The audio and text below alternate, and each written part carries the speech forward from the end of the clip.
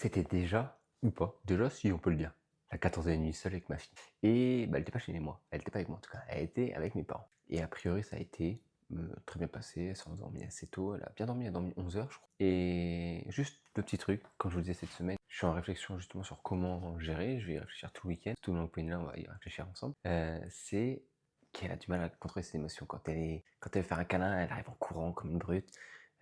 Quand elle fait des bisous, en même temps, elle met des claques. Quand elle fait une caresse, un foulée, ça part en couple. Toujours dans l'excès, toujours dans l'excès. Donc on est en train de voir ça.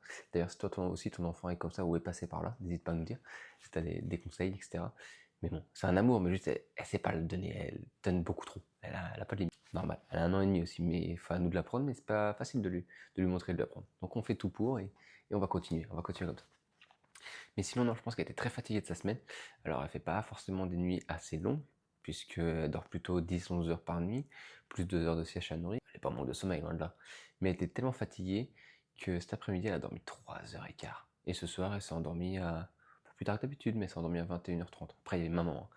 Le retour de maman, elle arrêtait pas. Maman, maman, maman. Elle était trop contente. Et que là, comprend. C'est normal, elle a complètement raison. Donc elle a profité. Et voilà un peu la période. Donc après, il y a plein de choses qui font que hein, ces prémolaires qui sont en train de pousser, qui ont commencé, qui ont percé, mais elles sont en train de pousser en même temps et je vois bien que ça lui fait mal parce qu'elle essaie de tirer dessus et elle fait ça à chaque fois. Donc ça doit la gêner, et je me mets à sa place, c'est pas les petites dents qui sortent. Et puis bah, le fait que maman soit pas là tout le temps, ça change là maintenant, donc beaucoup de changements en peu de temps. Donc elle a peut-être du mal à tout canaliser, mais on va l'aider et on va être là pour la guider comme on le fera tout le reste de sa vie.